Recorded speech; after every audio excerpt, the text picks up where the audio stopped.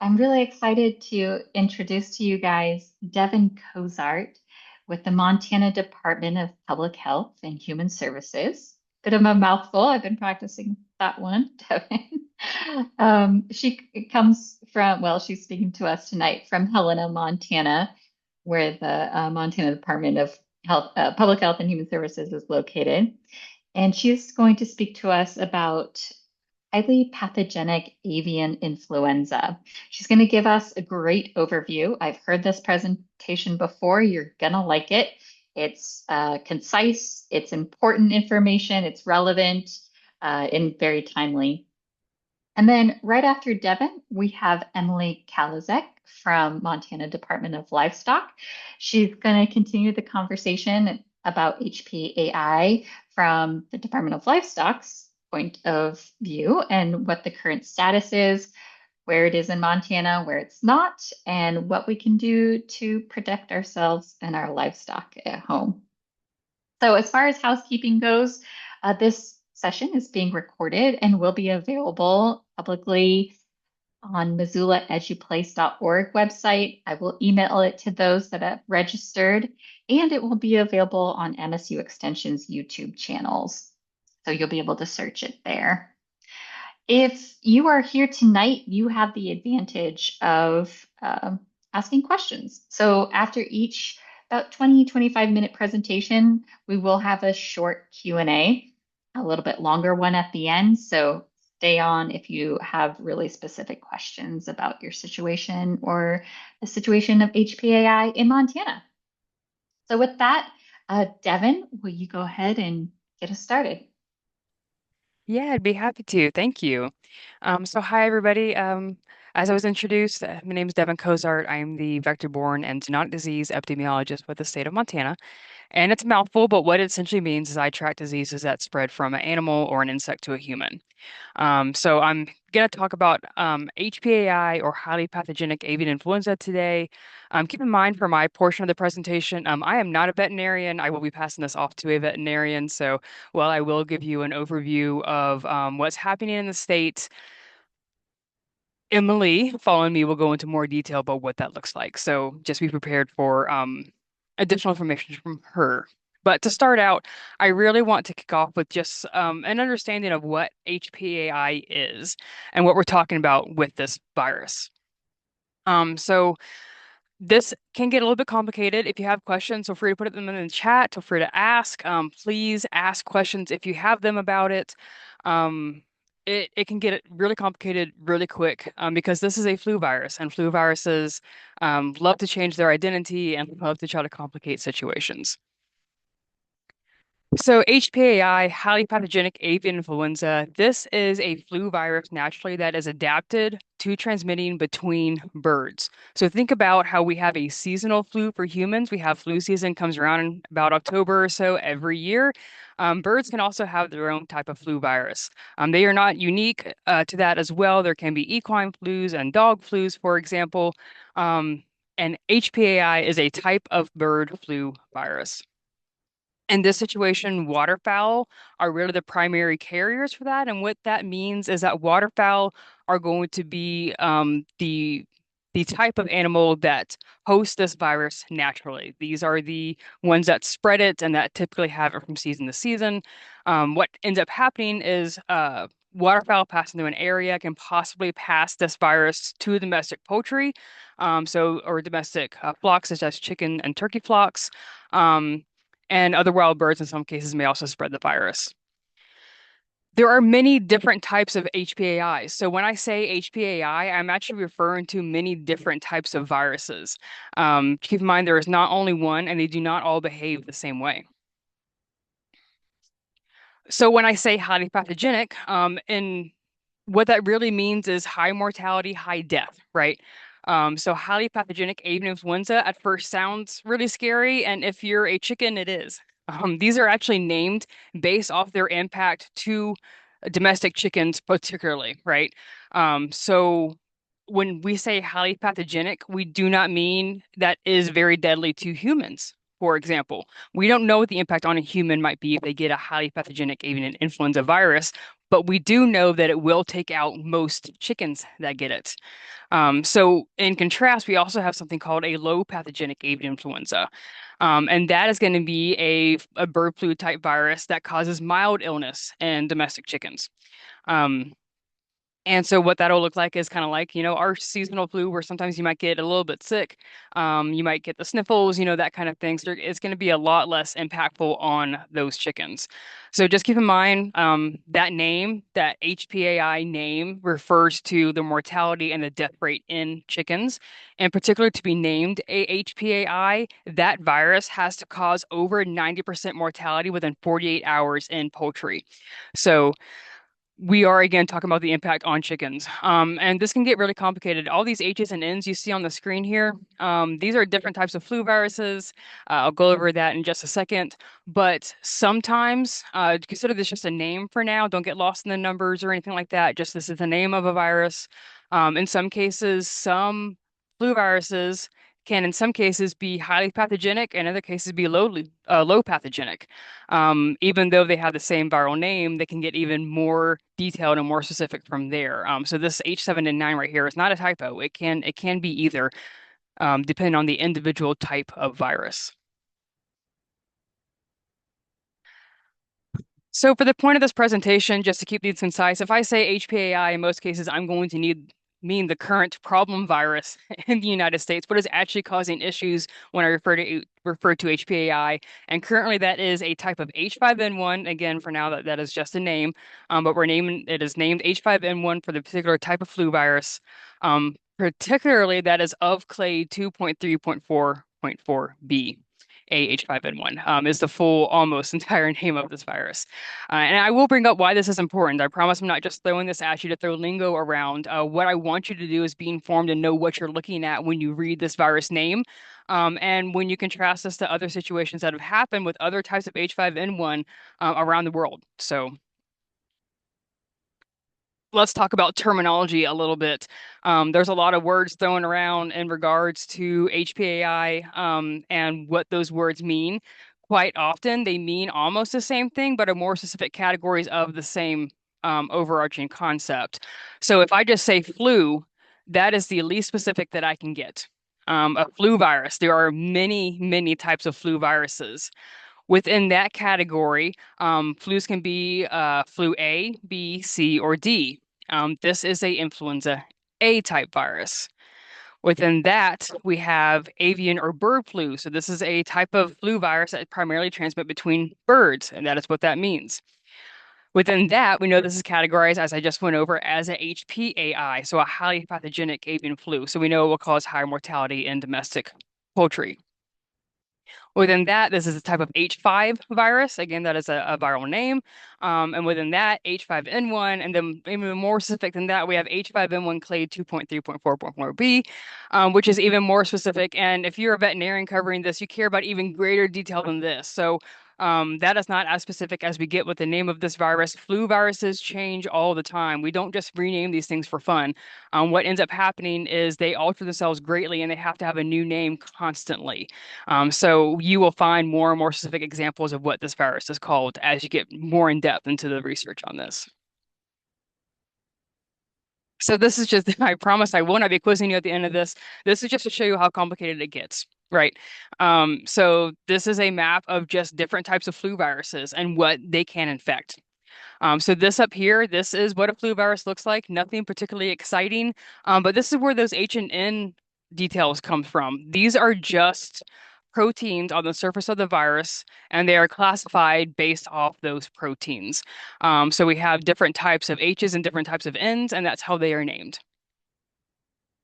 Different types and different combinations of H's and N's essentially can infect different types of animals, from humans all the way to bats. All have their own types of flu.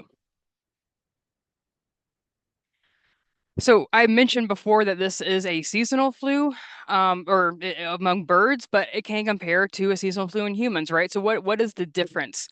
Um, These are both types of flu A's, which I mentioned before. Flu A is really our problem child when it comes to flu viruses. That is because it changes all the time. It constantly changes its form and its shape and what it does and how it infects things. So anytime we're dealing with the flu A, we're dealing with that constant renaming situation. Flu B's are a little bit calmer. For humans, what we typically see are two different types of flu that circulate seasonally currently. That's the H1N1 and H3N2. So if you were to get the flu in the season, you would have one of those two types of flu. The current HPAI circulating in the United States through wild waterfowl is going to be H5N1. And this is what's causing concerns among animal health and among domestic bird populations as well. And then you can see here how specific it gets. I talked about the greater detailing of what this virus is called, and it breaks down to really greater detail. And I bring this up because not all new human flu viruses are highly pathogenic avian influenzas, but all human flu viruses have a history of spreading from other animals to humans. So every current seasonal human flu that we have was once zoonotic, which means it once was primarily circulating in an animal. So this is how all pandemics actually start when it comes to influenza viruses, because we have that spillover from an animal population and into a human population. And so this is where we can have concerns about an outbreak among an animal population, is because we know and history tells us that it can start to infect humans and become pandemic, and then possibly from there become a seasonal flu virus. So our current seasonal flus, H3N2 was a pandemic flu virus in 1968. And more commonly known, in 2009, we had that H1N1 pandemic, which was commonly referred to as the swine flu. But that particular flu virus was actually a mixture of swine and primarily avian flu. So again, we have that bird flu issue coming up. Why is this important and why am I telling you? Because I know people, you want to be able to research what's going on, right? You want to know what's happening in your communities and what you should and shouldn't be concerned about. And where I grow concerned with people doing their own research sometimes is what can happen is you will just look up H5N1, which is great. There is great data about H5N1 out there and highly pathogenic avian flus. But one of the things you're going to see early on is like a list of the outcomes of H5N1 infections in humans. And so this might be one of those lists that you look up at first, and you see that a lot of these outcomes over here include death. Um, and that can be extremely intimidating when you're just trying to do some basic research about what's happening in the United States. Of course, over here it lists is primarily happening in Cambodia, but let's compare this to what's happening, let's say, in the United States and in the United Kingdom. More recently, we see asymptomatic, we see mild illness, we see mild illness. We have had a death in the United States in a human, but for the most part, what we're seeing is mild illness. So what's the difference between what's happening in Cambodia and what's happening in the United States? Look at the clade right here that I mentioned earlier. So this clade, our problem clade in the United States is 2.3.4.4b. That is different from the current H5N1 viral clade that is circulating in Cambodia, which is its own separate problem. So just be aware if you're trying to research what's happening with H5N1, you might get some mixed results and they may or may not be relevant to what's happening in the United States currently.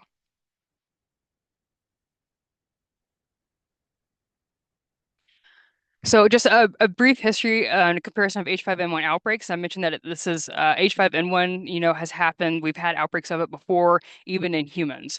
So I know this isn't the best graph. Unfortunately, this is as large as I can make this WHO graph without it really just getting blurry. But really, what I want to draw your attention to is this orange section right here.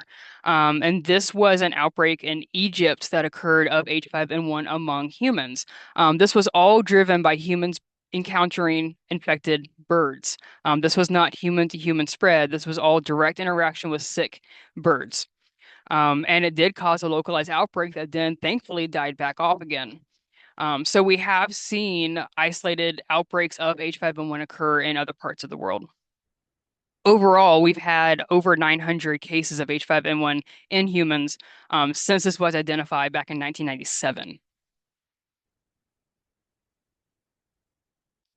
So what that looked like through June 2024 is over 900 cases across 24 different countries, over 50% case fatality rate. And what that means is about 50% of people who were infected died.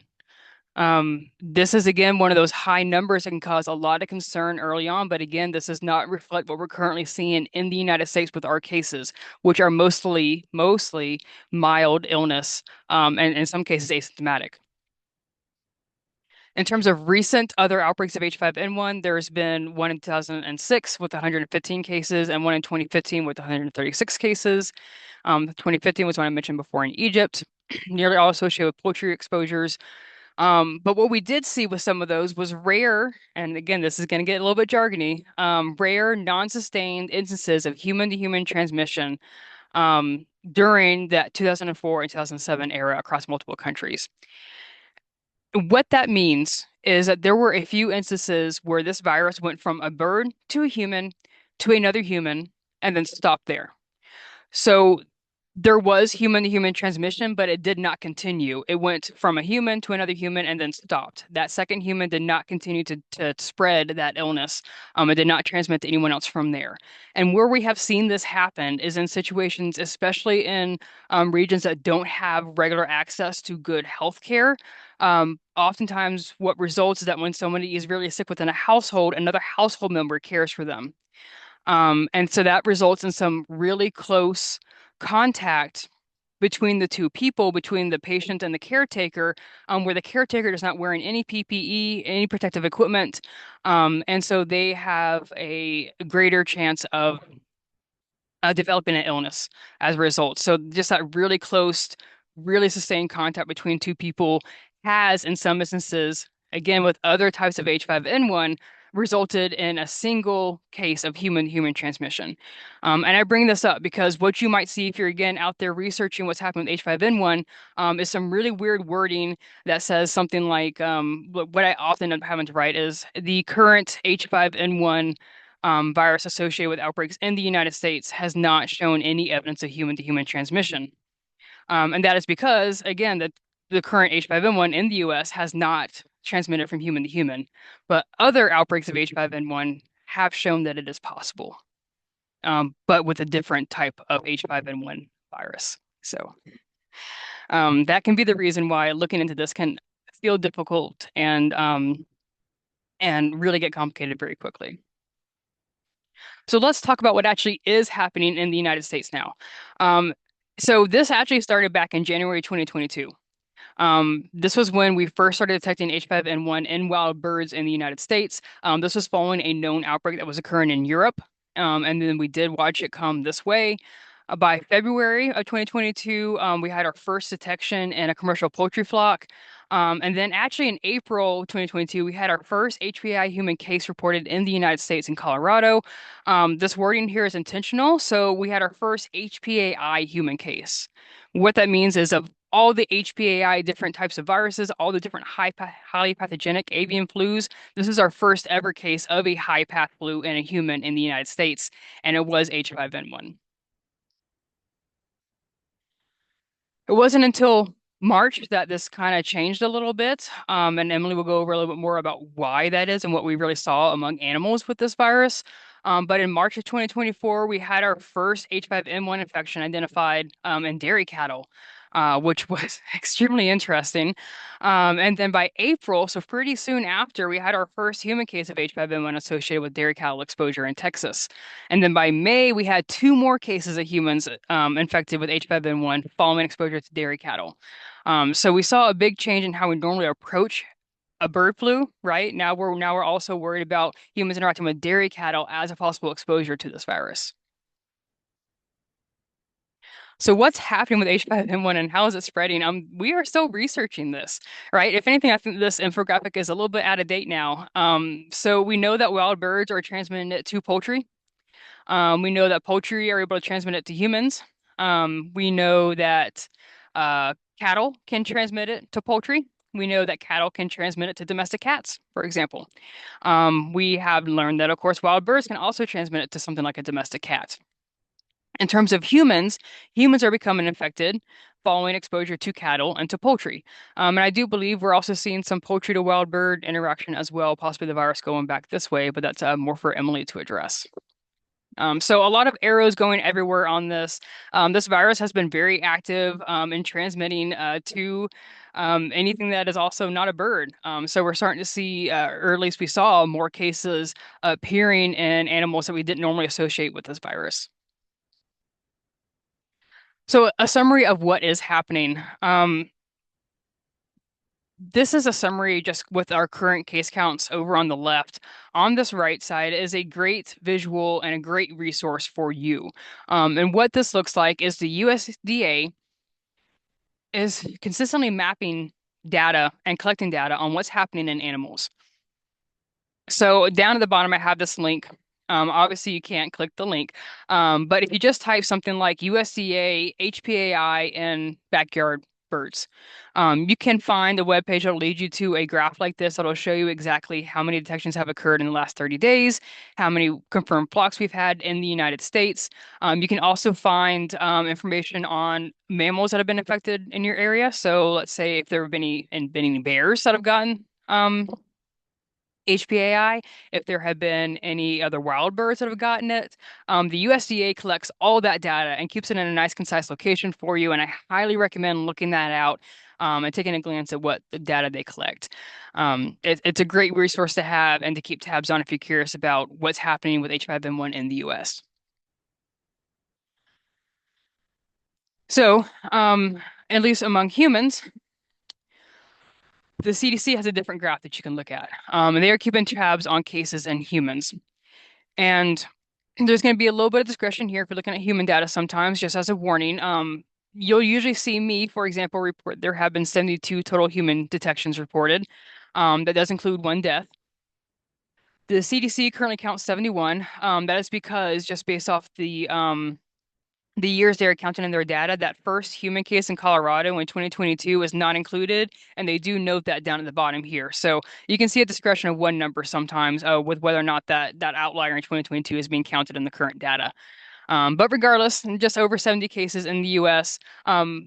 Over here, this is an interactive map on the CDC's website. Again, you can find this if you just look up like CDC, HPAI, current situation. This will be the first page that pops up. And what you can do is you can click on this map and you can see how many cases have occurred in a human in that state of HPAI, and what they were exposed to that resulted in them getting infected. So in this case, I have Washington selected in this image, and you can see they had 12 total cases, of which 11 were associated with poultry farm culling operations. Nationally, we're starting to see more humans associated with dairy cow exposure, which is very interesting to me. Um, but we have still had a number of cases associated with poultry farms as well.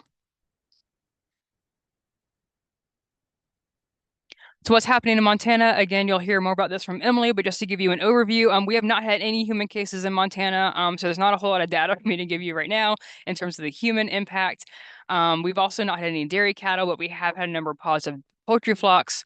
And we do consider the current public health risk to be low in the state, but we have had some mammal detections as well. And just to hit on it. Again, we have not had any human cases, which includes no instances of human-to-human transmission of this virus. Just to shout out to DOL and Emily's side of things again, they do also keep not only the map that I just showed you, but this graph showing how many poultry flocks have been positive across the span of this outbreak across different months. So if you're curious about maybe which month your flock would be at highest risk of becoming infected, this can also be a great resource to check out. So let's get more to the human side of things, which is really more my area and what we're seeing in humans. So how do humans become infected? There's a number of ways this can happen. Really, this involves close interaction with a positive bird or dairy cattle. And what this looks like is, for example, touching a positive bird and then touching your own eyes, nose, or mouth. What that provides is an entryway for the virus, even just from the surface of the bird. Anything that aerosolizes something that's infected can also cause disease in humans, and all that means is you kind of waft it into the air, right? So, for example, the virus is shed very heavily in the feces of infected animals, including the infected domestic poultry flocks. And all that means is that there's a lot of virus in the feces. So there's a lot of virus there. And so if you're going along and you're scooping up feces, um, that's going to essentially put the virus into the air, and then it can allow you to breathe it in. So that is one way some human may become infected. When we see symptoms in humans, we're typically seeing pretty just generalized flu-like symptoms. There's not a whole lot of specifics here that I can tell you, unfortunately.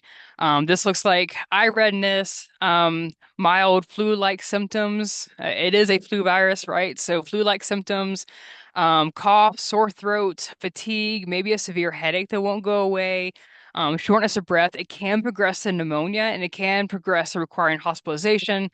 In severe cases, we can see it also include some more unusual symptoms like diarrhea, vomiting, and seizures. These are pretty abnormal, especially for this particular H5N1. A lot of people are talking about conjunctivitis. That has been a common symptom with this particular outbreak. Um, and this conjunctivitis really is more commonly associated with dairy cattle and raw milk exposures. Importantly, as well, there's something that we use when we're studying viruses called an incubation period. And all that means is the time from when you're exposed to something to when you have symptoms of that illness. So what we don't typically see is like you're exposed to something that's sick and then you develop sickness within 2 hours. We usually see a span of days, if not weeks, sometimes, depending on the illness. For HPAI, we have what we call a 1 to 10 day incubation period. So let's say, in theory, if you're exposed to disease in a positive bird, within 1 to 10 days, if you were infected, you would have symptoms of that illness. So we would expect these symptoms to pop up within 1 to 10 days of that exposure. We do know that there are some people who have a higher risk of this illness. This is not something we consider to be circulating just out and about in the community. When we're seeing HPAI in humans, we are seeing it associated with very close exposure to positive animals, especially, again, positive birds and cattle. So this is going to mean our high risk groups are going to be our agricultural workers, our backyard farm owners, animal control officers, possibly veterinarians as well, maybe waterfowl hunters. Um, these are going to be essentially the risk groups that are going to be highest. So these are the groups of people that need to be the most aware of what's going on and how to prevent it as well. I did also add in there recreating and working in areas with high concentration of waterfowl feces. So like those lakeside areas that have a lot of waterfowl and a lot of fowl feces in the area, in theory are also a high risk exposure area. But we have not actually traced cases to this type of exposure. So um, we'll see how that goes in the future. So for now, there's a question mark there because in theory it would be high risk, but it's not. We haven't seen it yet. So protecting yourself against HPAI.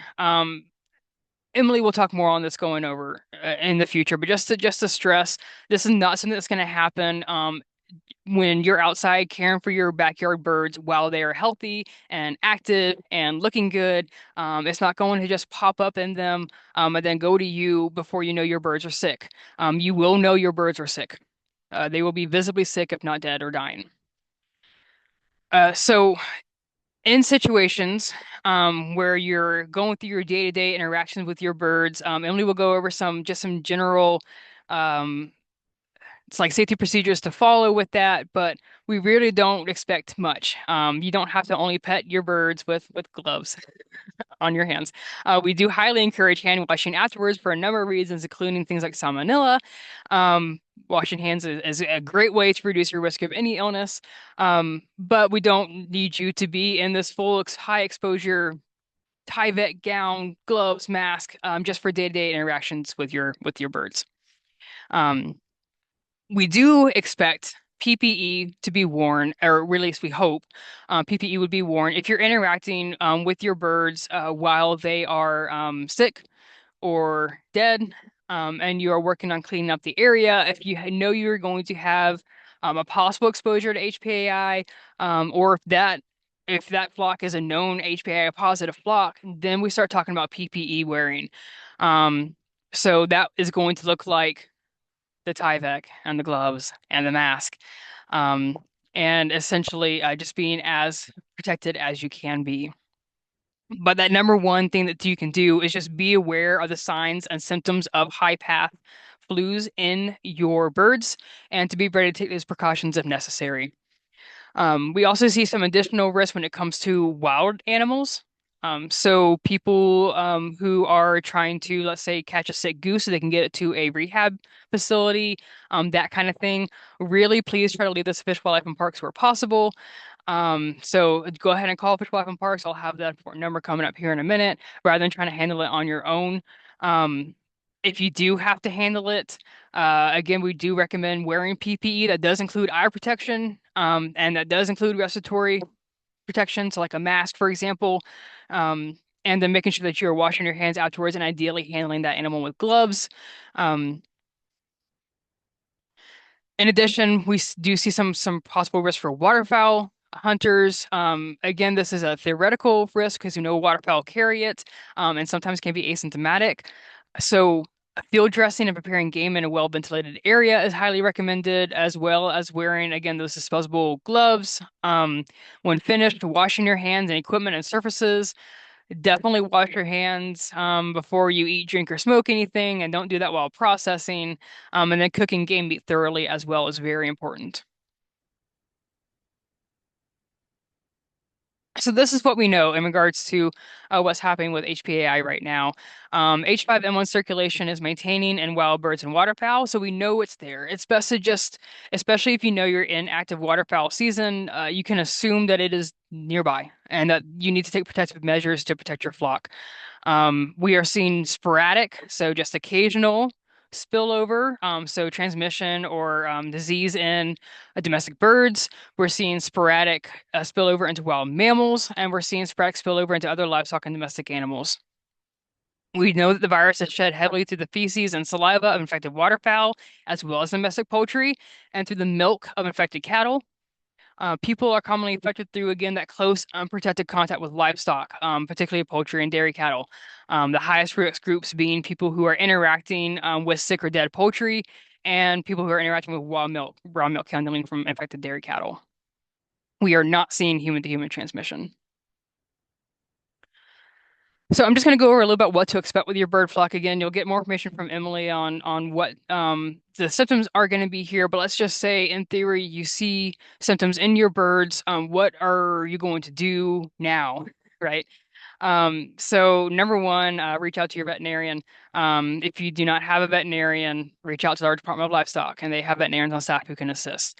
And what I recommend is calling ahead and just going over what you're seeing and asking if you have a reason to be concerned about your flock. From here, a veterinarian can help you directly, including arranging for any birds to be tested for HPAI if necessary. And then if there is a strong concern, they will notify the DOL, Department of Livestock. And again, you can also operate through the Montana Department of Livestock directly. They really like you to call if you see sickness or increased death or loss in your poultry. And the phone number is on the screen as well, and Emily will also have that. So let's say that as a result of this concern, your flock is positive. What is going to happen next? Um, Again, you have resources at your Department of Livestock. These guys are great. They can advise directly on how to dispose of anything that needs to be disposed of, how to clean the environment, and how long you need to wait before introducing new birds. They can provide all those recommendations directly and depending on what your situation, your individual situation looks like. In addition, I do like for people to know that you can expect a call from public health. So that might be me, that might be a local health officer. And all we want to do is give advice on symptoms to watch out for in yourself and in your family, anyone else exposed to the birds. That might include asking who was there while the birds were sick, anyone else in your family, did they have contact with them? Did you have friends over? Those kind of questions that we can give this information to anybody who was possibly exposed. And from there, we just give guidance on what happens if you do get sick afterwards. and how to seek care and get testing if you need it. There is going to be a recommendation to self-monitor for 10 days after your last exposure to that positive flock. Or their environment. So that may mean that if you are cleaning up after a flock that was positive, your first day is going to be that day of of cleaning, rather than the last day you had contact with the birds themselves. We will help address that and go over your exposures and talk about what that looks like for you. But what this is we just ask that you monitor yourself for 10 days after that last exposure, and we will set those dates for you. And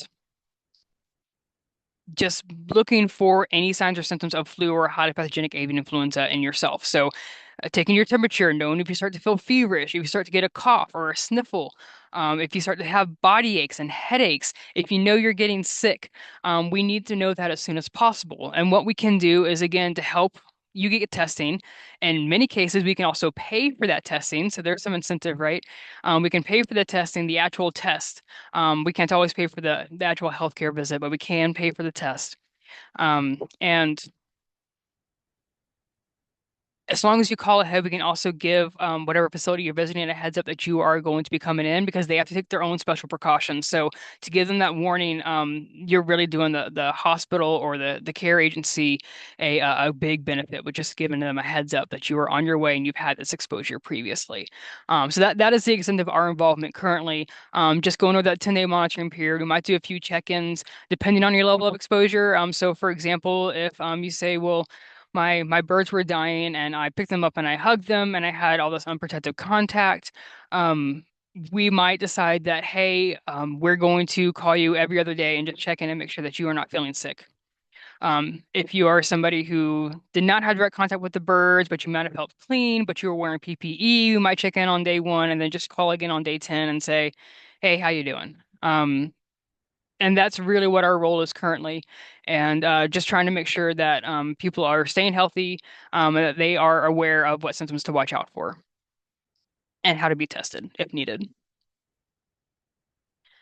In terms of finding a wild dead bird or any other mammal, for example, that you are concerned about, this is a Fish, Wildlife, and Parks issue. So again, if it's domestic, then we're talking about Department of Livestock. If it's wild, then we're talking about Fish, Wildlife, and Parks primarily, or your local animal control. For example, a wild agency can assist.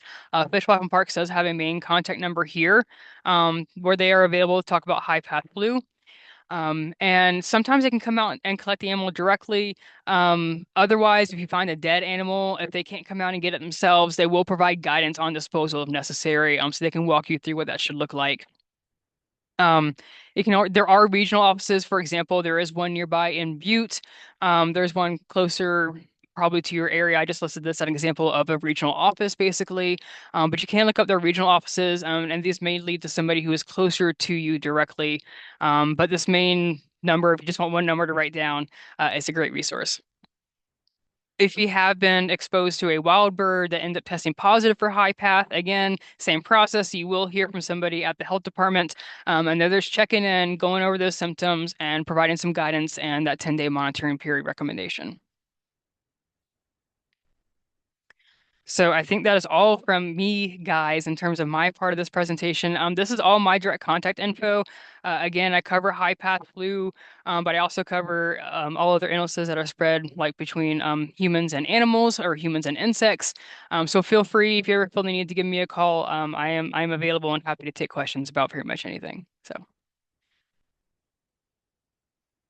Thank you, Devin.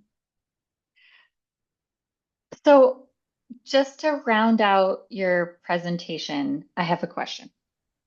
Why is it so, why is it important for your office and the USDA to track this disease?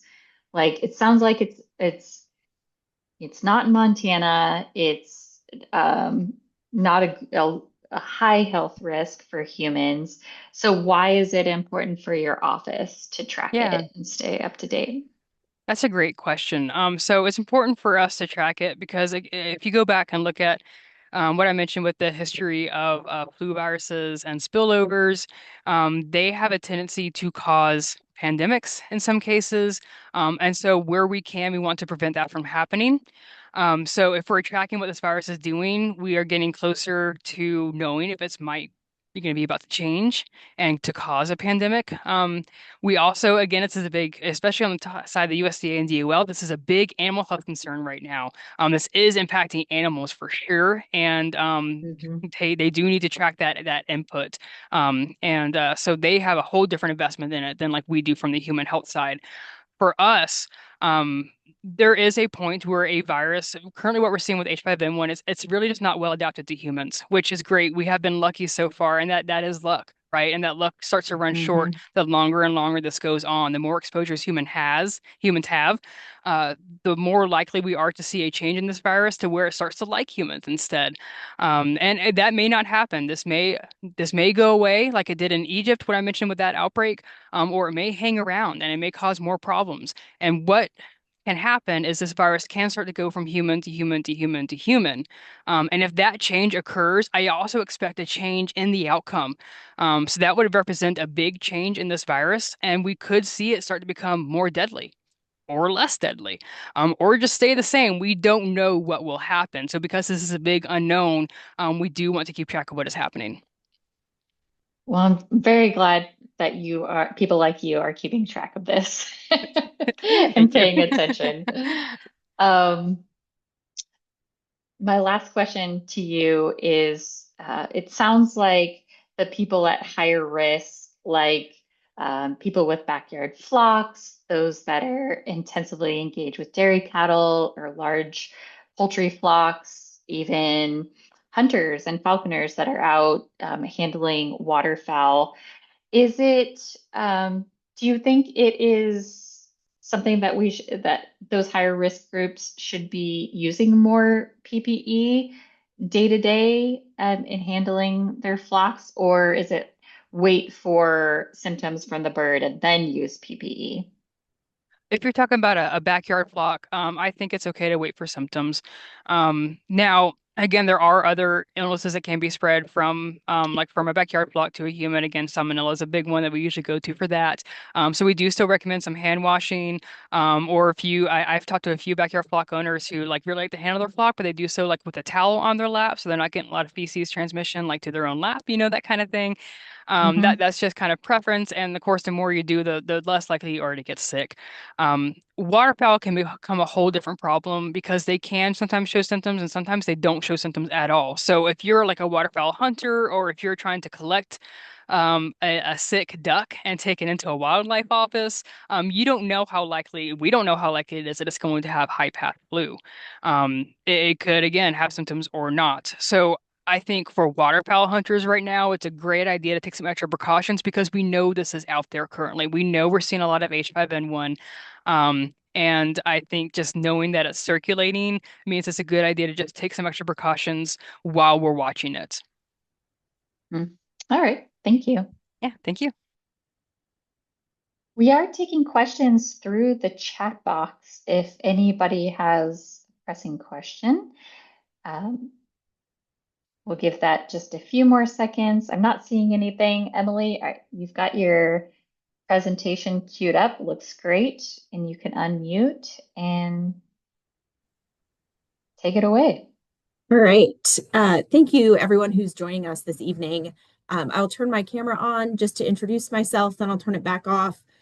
I'm sitting in my office and they may be starting to vacuum down the hallway. So if I get a lot of background noise, I will jump up and close the door quickly. But just wanted to warn you in case I suddenly disappear. My name's Emily Kalzik. I'm the Assistant State Veterinarian for Department of Livestock. I work out of our Helena office. Um, and please throw any questions in the chat and I'm happy to take help answer those. I can't see them while I have my slides up, so I will take them at the end unless there's something pressing, and then Natalie or Devin, feel free to break in the middle. So I will turn off my video. There we go. So some of the slides at the beginning here, I'll go through pretty quickly because they overlap with what Devin already shared. Like Devin said, we're talking about avian influenza. It's an influenza A virus, very similar to other influenza A viruses in other species. Flu viruses have a number of tricks that allow them to change fairly quickly. Excuse me. Um, the normal host for avian influenza are wild waterfowl. Often they won't appear sick.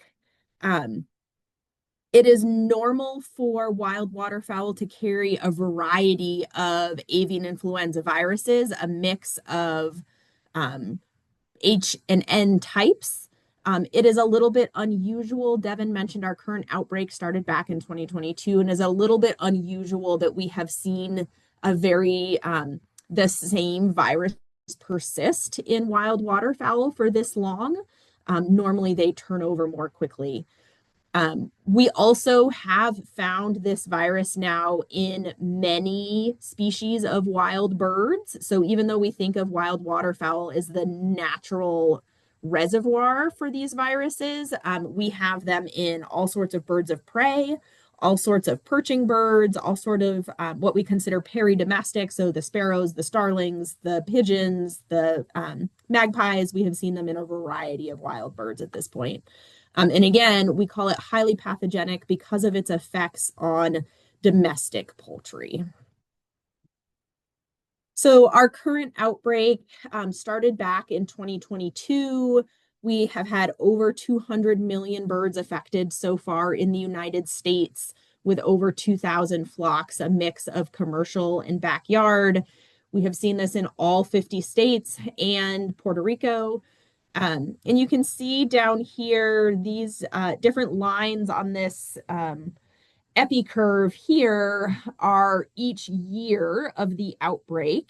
And so it varies somewhat, but we tend to see peaks of infection during our spring and fall migration season.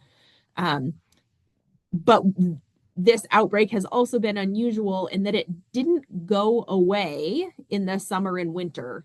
Previous high path outbreaks in domestic poultry have really dropped off in the spring and summer, and we certainly see fewer cases in the summer and winter, I'm sorry, but it never got to a point where we could declare disease freedom and that it was totally gone. And so that has been a little bit unusual. And then you can see the light blue line here that only has the 3 points so far. That is 2026. And so, you know, we are still seeing cases January, February, typically when we would expect this virus to be less active. So how does the virus get from those wild birds to domestic poultry? We categorize those transmissions as either direct, means bird to bird. This picture here on the left is Gibson Pond, they're up in Great Falls.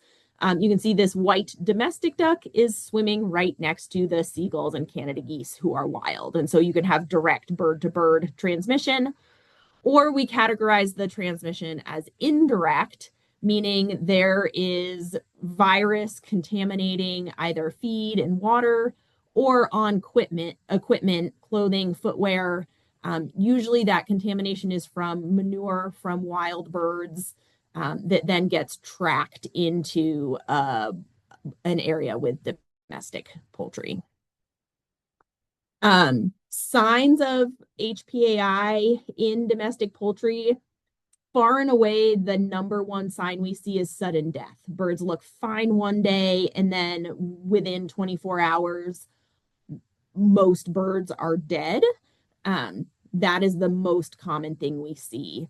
If you monitor your birds really carefully, you may notice a decrease in feed and water intake. But again, these birds get sick so fast that we usually don't have time to see those types of things. With laying hens, you may see a drop in egg production. You may get soft-shelled or misshapen eggs. But again, these birds get sick so fast that they will usually stop laying before they and stop laying and die before you have a chance to see abnormal eggs. You can also see respiratory signs, difficulty breathing, swelling of the head, comb, potentially discharge from the nose and beak. You might see diarrhea. You might see discoloration or bruising around the feet. Um, you get this huge range in signs because part of what makes this virus deadly to domestic birds is that it attacks multiple body systems at the same time. And so you get sort of this just massive illness. In wild birds, there is a lot of surveillance in wild birds looking for this virus. So you can see the map of the United States. USDA Wildlife Services does hunter harvest surveillance for wild birds as well as their own trapping. And so these are the number of wild bird detections that they have in each state. And then the map of the different flyways, you can see in Montana, we are underneath two different flyways. The eastern part of the state, we pick up the Central Flyway. In the western part of the state, we pick up the Pacific Flyway. And so that provides some useful information if you are tracking wild bird migration, which is the birdcast map down here. It will show you sort of the density of wild birds on the move. And so you can kind of guess when you might start to see cases in your area. Again, though, this virus has been unusual because it has not gone away during the summer and winter months when wild birds are less active. And so, you know, it is worth having this on your radar year round for your domestic flock. Like Devin also mentioned, we have seen at this point quite a number of spillover events into a variety of mammal species. In most cases, we think these spillover events are into a dead-end host. And so you may have seen stories or information about HPAI in domestic cats. So far, we don't have any evidence that those cats are then able to spread the virus further. It gets into the cats, causes illness in the cats, and then that's sort of the end for that particular transmission. In domestic cats, this most often looks like neurologic disease. And so in Montana, a year or two into the outbreak, we went back to samples from domestic cats that had been submitted for rabies testing and retested them for HPAI. And that's how we identified a number of our cat cases in Montana, was looking at submissions from neurologic cats. There have also been a number of cat cases associated with the dairy outbreak. I have the dairy on the next slide, where we think those cats are being exposed through raw milk on the dairies.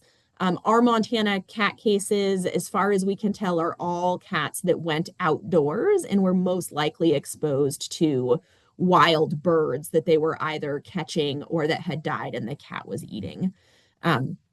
We also have cases in bears, skunks, mountain lions, raccoons. Some of these cases on the coast, there have been some spillover into marine mammals where there has been sustained transmission between those marine mammal species, but we haven't seen anything like that in Montana. So the dairy outbreak, as Devin said, started in March of 2024. The first cases identified were in Texas. Prior to this, there were very limited reports of HPAI in cattle from other countries, not related to the current outbreak, sporadic, much older reports. So when cattle started getting sick, and it's specifically dairy cattle, HPAI was not the first thing anyone tested for. And so this likely was going on for some time before it was detected. And so from Texas, the outbreak spread to these other states that you can see in blue here, with the exception of Arizona, Nevada, and Wisconsin. Those were all independent spillover events from wild birds into dairy cattle. In dairy cattle, we do see cow-to-cow transmission. The infected cows put out a huge amount of virus in their milk. And so the most common presentation in dairy cattle is actually mastitis. The cattle will drop off in milk production. They'll produce abnormal milk. They will, in some cases, have fevers, feel really sick, but the cattle survive with supportive care. The cows get over it, they recover, they go back to milking. So the risk that cattle pose is because they recover, but shed a huge amount of virus in milk for sometimes an extended period of time of weeks or more.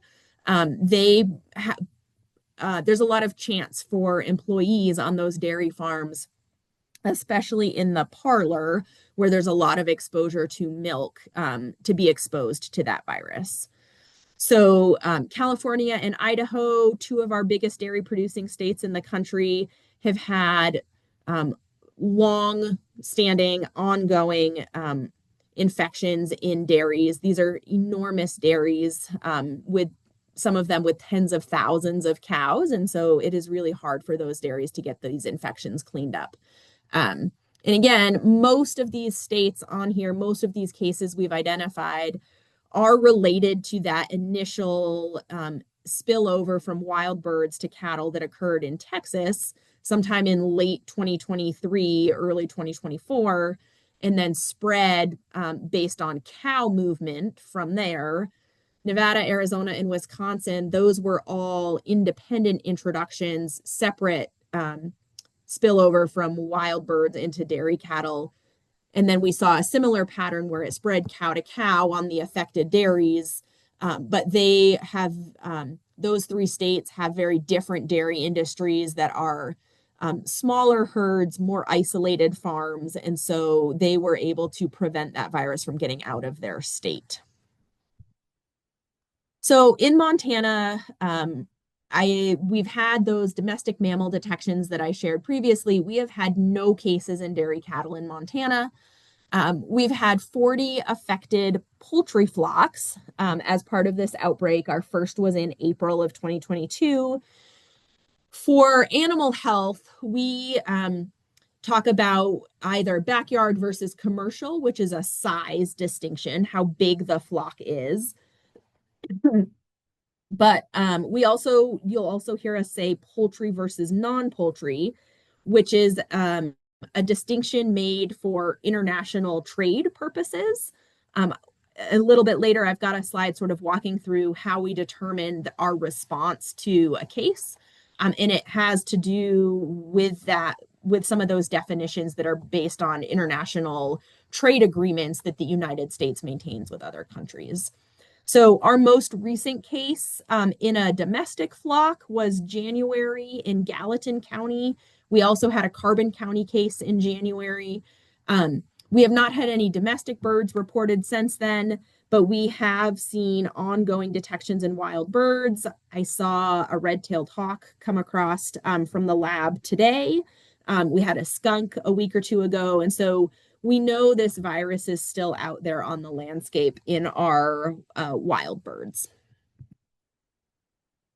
So Devin talked a lot about the zoonotic potential, so just going to touch on it briefly here.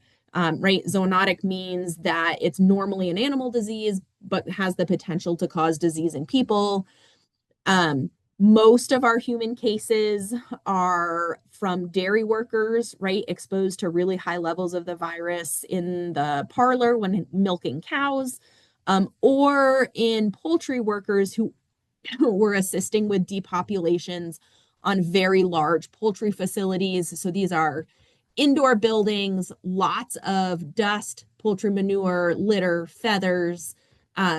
They tend to be really warm inside. And so most of these we think are just lots of virus being aerosolized during the depopulation or cleaning process, and workers having gaps in their personal protective equipment in the way that they're using it while they're in those really hot, dusty, dry environments. There have been a handful of cases in backyard poultry owners, so it is a risk for anyone handling sick birds. So certainly take precautions if your birds are sick. Fully cooked chicken and eggs are safe. So there's not a concern with our domestic food supply in general. So if you have sick birds, I would say our number one um, request is a call to the Department of Livestock. This 406-444-2976. This is a 24/7 number. There is an answering service that answers this line after hours. And so they will always put you in touch with a person. Our veterinarians, we all are on the call tree for this. So this is the best number to call if you ever have questions for Department of Livestock. Also reach out to a local veterinarian. If you don't have a local veterinarian you work with, we will often get in contact with someone in your area to help arrange shipping for samples to the lab for testing. If you have sick birds, take precautions when handling them or entering the bird housing areas. Once you have sick birds, we really do recommend a mask, gloves, eye protection if you have it, and make sure that you are wearing boots or clothes that you can clean easily. If you have dead birds, regardless of the cause of death, we recommend double bagging them, disinfecting the outside of those bags, and then they can go to the landfill.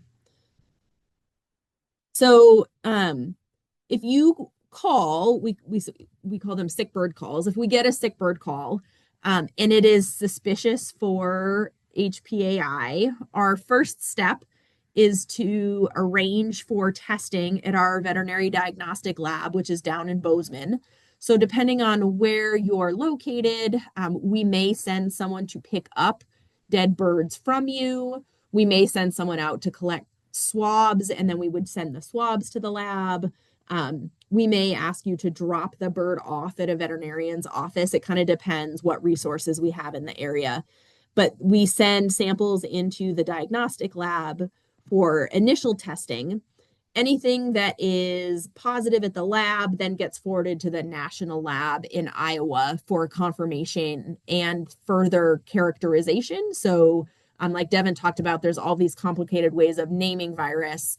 In the national lab in Iowa is the lab for the United States that determines what the full name of the particular virus is. And then we have to characterize affected flocks as whether they're poultry or non-poultry. And this is that trade distinction I talked about. Poultry are birds from flocks where any eggs, birds, or poultry products entered commerce within the 2 weeks prior to those birds getting sick. So if you sell eggs at the end of your driveway or on Facebook, or if you sell hatching eggs or live birds, then your flock would be considered poultry. Non-poultry are small backyard flocks that don't sell any poultry or poultry products. So if you give away eggs to family or coworkers, you are non-poultry. If you sell them, you are poultry. And again, it's a little bit of a silly distinction, but it's based on international trade negotiations that USDA has with other countries. And it has to do with what products of the United States other countries will accept. And so if anything from your flock enters commerce and you are considered poultry, those flocks, we are required by those international agreements to depopulate. That means we euthanize any surviving birds. If you are non-poultry, a backyard flock, nothing enters commerce, we now are able to offer that you can choose between just quarantining your flock, hoping that some birds will survive, or we will euthanize your birds if you choose. Birds with HPAI are very, very sick, and so it can be really hard to watch your flock die this way. So again, we're stuck, unfortunately, with this distinction based on USDA's requirements in our international trade agreements. So either way, for most backyard flocks, we then have to do a 120-day quarantine if there are any remaining birds, or a 120-day fallow period if the birds have all died or been depopulated and euthanized. The 120 days is to give any virus that's in the environment, in the soil, in bird housing areas, in wooden coops, and any litter or manure that may be remaining. We have to give the virus time to be inactivated before you can introduce new birds. For commercial poultry operations that house birds in buildings that are easier to clean, there is an option for them to clean and disinfect those facilities. And so if your birds are housed primarily indoors in a building with hard, non-porous surfaces that are easy to clean, we can certainly work with you on a cleaning and disinfection plan to get birds back sooner. But typically for our backyard flocks, it's this 120-day fallow period. So I think Devin and I have both sort of emphasized how grim HPAI is for domestic poultry. And so I want to go over biosecurity, which is really the steps you can take to prevent virus from getting into your flock in the first place. So the number one thing you can do is to keep domestic birds away from wildlife. You can do this to varying degrees. And these pictures are just some options. You can go from a fully enclosed coop, a fully enclosed coop, a coop, surrounded by wire that larger wild birds won't be able to get through. You can use a feeder. The feeder over on the right is an example of a feeder where birds have to step on it to get food to come out. And so your small perching birds like sparrows, starlings that might get in through chicken wire shouldn't be heavy enough to release the food. And this picture on the bottom is just feed and water indoors, even though there's an open door for the chickens to go in and out and a wild bird could come in. Just keeping the feed and water inside in the coop, you're going to get a lot fewer wild birds accessing that feed and water than you would if you set them on the ground outside. So you can do your best. But we know, right, based on this outbreak, we've had hundreds of commercial flocks affected as well, where those birds are housed almost entirely indoors. And so this is not going to be foolproof, but you can certainly cut down on your flock's exposure to wild birds. Another step you can take is to make sure that you have dedicated clothing, footwear, and equipment for your birds that you clean and disinfect after use, or that never goes anywhere besides your birds. And I will say too, all of these biosecurity recommendations, there are plenty of other diseases that domestic poultry get that these will all help limit the introduction of other diseases to your birds. And so regardless of HPAI, these are sort of good bird keeping recommendations in general. So make sure you have dedicated clothing and footwear equipment for your birds that you don't share or take anywhere where there are other birds. If you are going to go visit someone else's chickens, make sure you don't wear clothing or footwear that you also wear around your own birds. If you're going to share a piece of equipment, make sure it's cleaned and disinfected really well in between use on different flocks. And then be aware of where you get new birds from. These signs over here on the left are all different certifications that U.S. poultry flocks can get. So you can see the avian influenza monitored. There's an avian influenza clean. And so these are all part of NPIP, which is the National Poultry Improvement Plan. And so it is a voluntary program that flocks can join. And they do specific levels of testing and implement specific biosecurity requirements in order to get these certifications. And so if you are buying chicks, if you are buying hatching eggs, if you are even buying adult birds, we highly recommend buy them from a flock that participates in NPIP, because they will come with some health certifications that are not available if you're just picking up birds from someone in your neighborhood necessarily.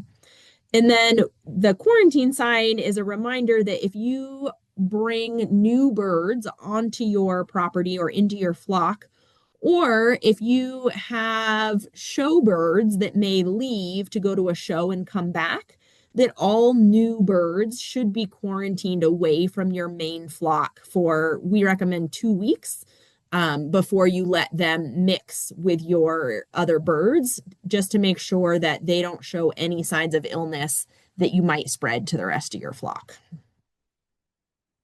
And then this sort of goes along with the footwear and equipment, but really doing your best to limit visitors to your flock and limit your contact with other poultry flocks. In the commercial space, there is a specific recommendation for 72 hours of downtime, 48 to 72 hours of downtime between visiting commercial premises. And so it is a good idea to observe a similar downtime if you visit someone else's birds or if you're going to let someone visit your flock. They shouldn't have had contact with poultry for at least the 2 days, 2 to 3 days prior. And if you can, provide boot covers or specific footwear for them to wear when they're in your bird housing areas. There are some really good resources on biosecurity for backyard flocks. This one at the top, healthybirds.info, was built by Wyoming in collaboration with a few other states. And it has really good, easy to digest, easy to use information for backyard flocks. That is my first recommendation. Its information is not specific just to HPAI. So if you have questions about other poultry diseases or just poultry husbandry in general, that is a really good place to start. And then USDA has Defend the Flock, which is another biosecurity program. There's a lot of resources there. You can take a look at what they have. And so I think I kept that fairly quick. So this is my information again. My email is great if you want to reach out, but if you have sick birds or urgent questions, always call that 444-2976. That is the best way to get a hold of someone at Department of Livestock. And I'm happy to take any questions. Thanks, Emily. My one comment there is that your office has been amazing. You guys are always so prompt to return calls and correspondence, and your office is really, really quick and great with communication. So I highly encourage anybody listening to this to call that phone number. Could you bring up your last slide again Yeah. and just keep it there so folks can be sure to write down that number? Screen again. Well, this is such a great summary of the disease, and I know that gets circulated around a lot of misinformation, and I love that you guys have brought in the science and kept us up to date on what's happening locally in Montana, Western Montana. Any final comments from you guys? What would be your primary takeaway, Emily, for anyone listening to this presentation? What is the one thing you want folks to know? Yeah, I think just being aware that this is out there and that it's an ongoing risk to our birds. I have backyard chickens.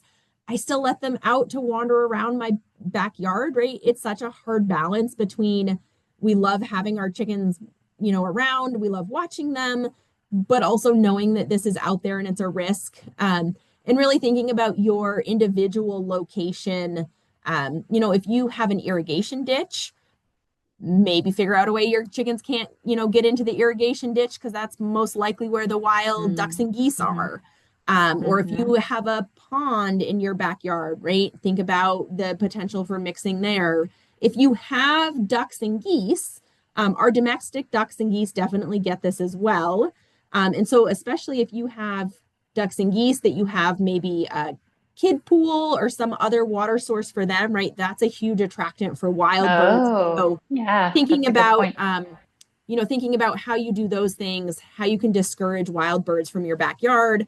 And then if you know there are, times of day, times of year that you see more wild birds, consider maybe keeping your birds indoors during those especially high risk periods for contact. But we recognize this is a really hard balance for people to find.